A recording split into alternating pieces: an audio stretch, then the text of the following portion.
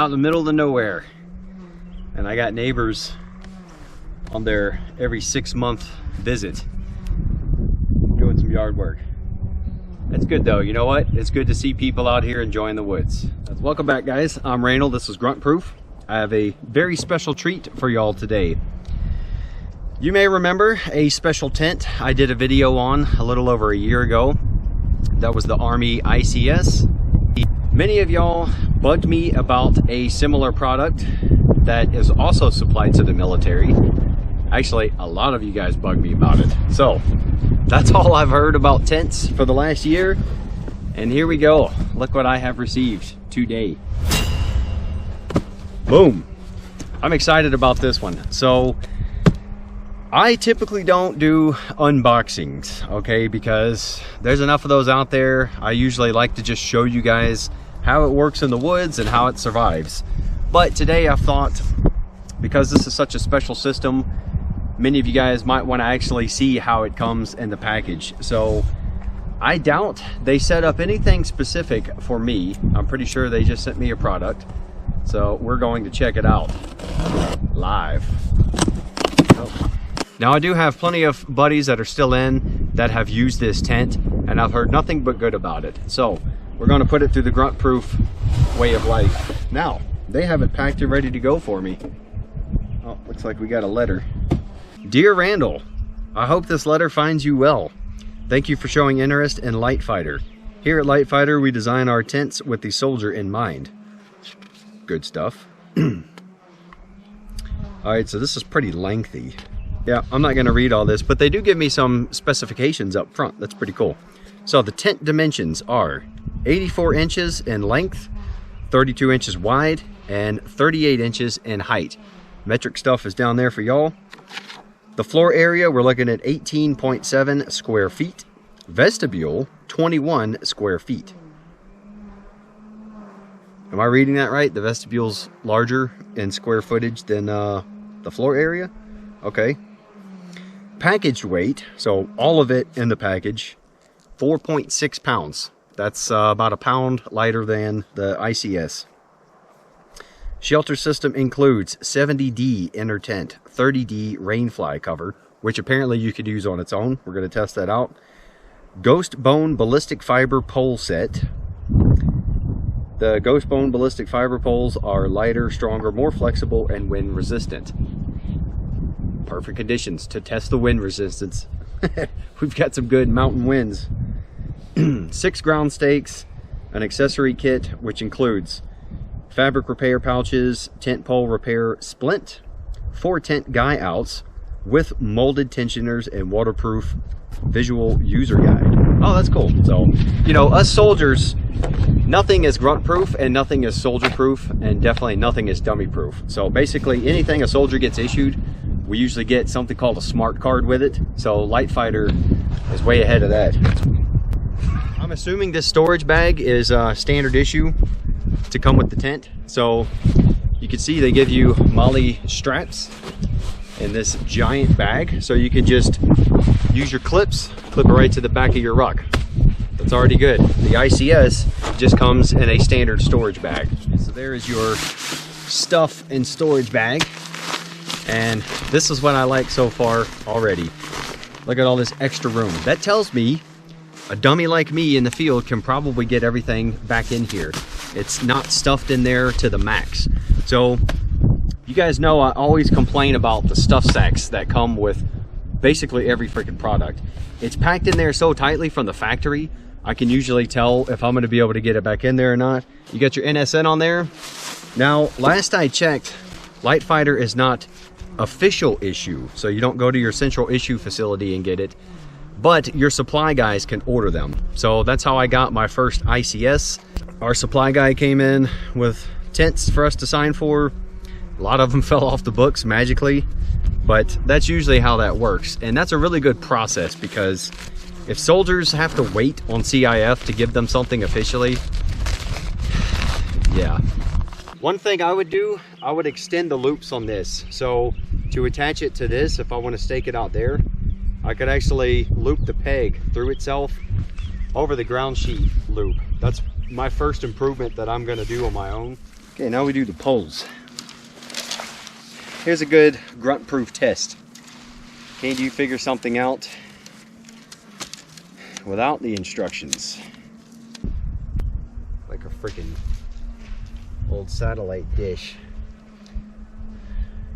Now it has the 2 holes, so you can have it sitting higher, usually if you want to sit up more.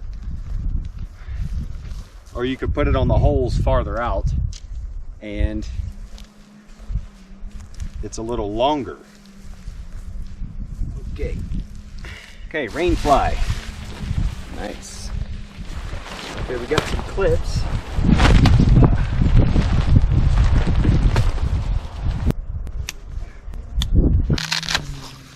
So we got a reinforced overlap up here. It's actually 2 layers. Heavy duty stitching all around. I'm liking it. What is the zipper like?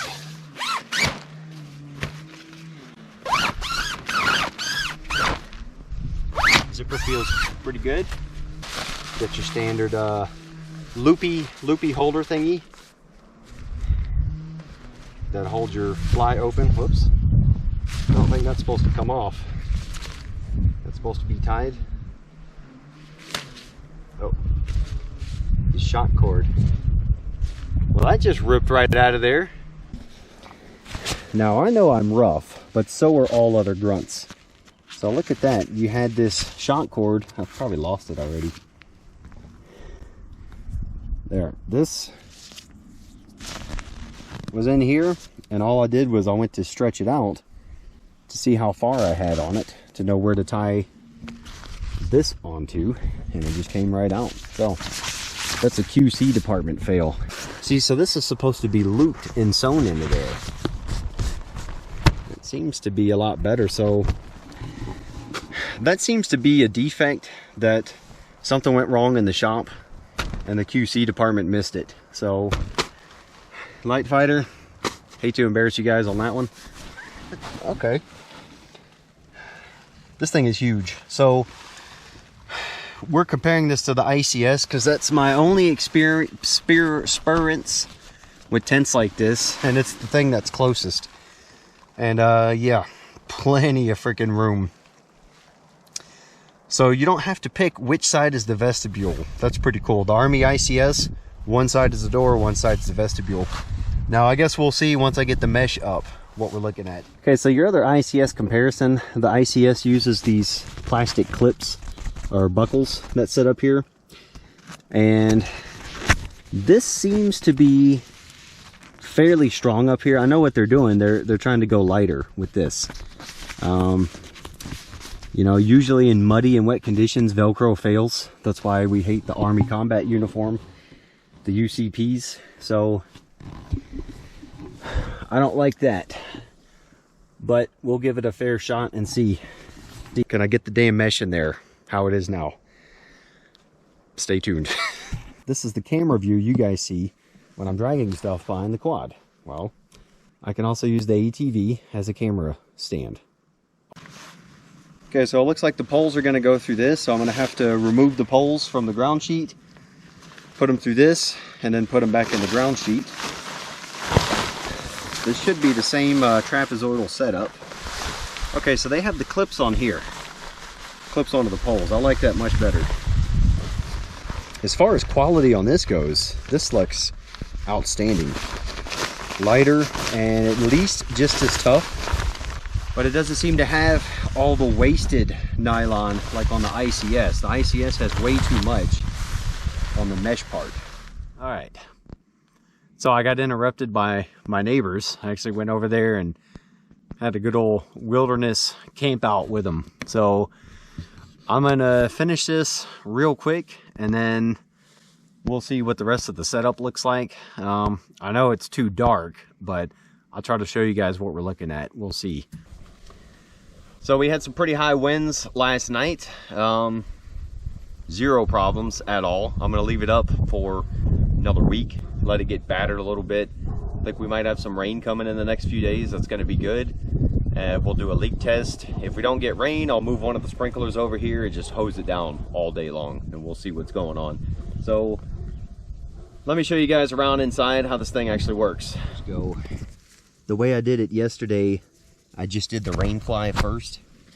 And there, your tent pole goes straight into your ground sheet. And then I just added the inner mesh part. And that was pretty easy to do. I just had to put some slack in these, lift them up, good to go. I had a concern on this one because this is the end where you can make repairs to the tent. I hope you can see that. And when I went to pull this out, this little piece came out, and that's where the rope goes into the tent pole. And it was very hard to get back in, so we'll pay attention to that. The other door works fine because this loop survived. The Velcro on this flap, so that keeps the wind from bringing that flap up and getting rain in there. And there's 3 points that it connects, so that's a good redundancy. Okay, so here are your extra stakeout points. They give you guy lines and 2 extra stakes. So you can stake that down if need be. One over there. Not sure what this loop is for. I guess if you don't want to use the poles and you just want to have a ridge line between trees, that would be one way to put that up. So I like the double zippers, so you have options where you want to open this thing, and they are very smooth functioning. You could just rip all up and down on these. That's cool. No catches.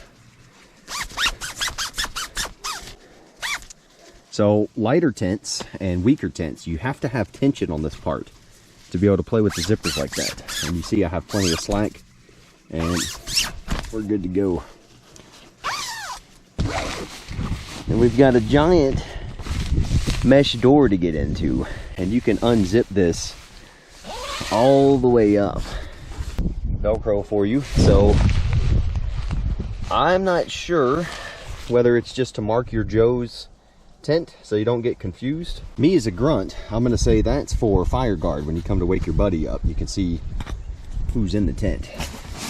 All right, so you got seam tape right here, and we'll test the quality of that as time goes.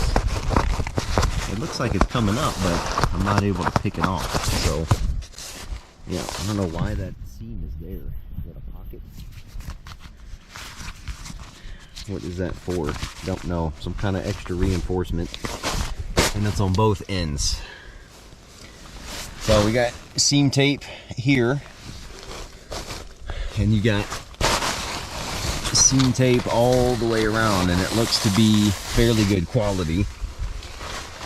So whatever their bathtub floor height is, it actually would not be true, because when you come to the mesh, it dips down a bit.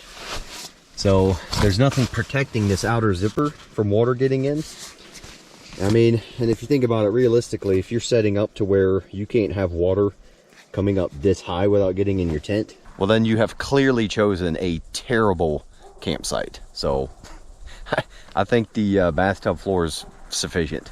So unlike the ICS, you have mesh pockets all the way around it. That's good. 4 corners of mesh pockets. That was one of my complaints with the ICS, because not everybody wants to sleep like a grunt that's always prepared to go, you know. You want to pull your doodads out of your pockets and put them in there, your phones. Now I would use this mesh pocket to put my phone up in, and if you're watching movies or something, you just lay down, and right where you're laying is your TV, or whatever you're watching. You got loops all over the place to hang stuff. There's not a loop in the dead center for a light, but that's okay. You could just use this one for your light. And they're all over the place. That's cool. This is where you connect the mesh part to a cot. These clips right here. That's handy. So that's pretty much it, guys. That is your overview of the LiteFighter tent. And it's really cool that they hooked me up with the ground sheet and everything, so we could do the very light test. When I do the actual grunt proof, I will do a field grunt version of how I would eliminate weight and take this thing out, and that's all going to be in the grunt proof. So thanks for sticking with me. Hope you guys enjoyed this. Let me know what you think about this tent down below before we get to the actual grunt proof. So stay tuned for the actual grunt proof coming within the next couple months. Hope you guys enjoyed this. Be sure to like and subscribe. Until that grunt proof, I will see you guys in the outdoors. Take care of yourselves. Out.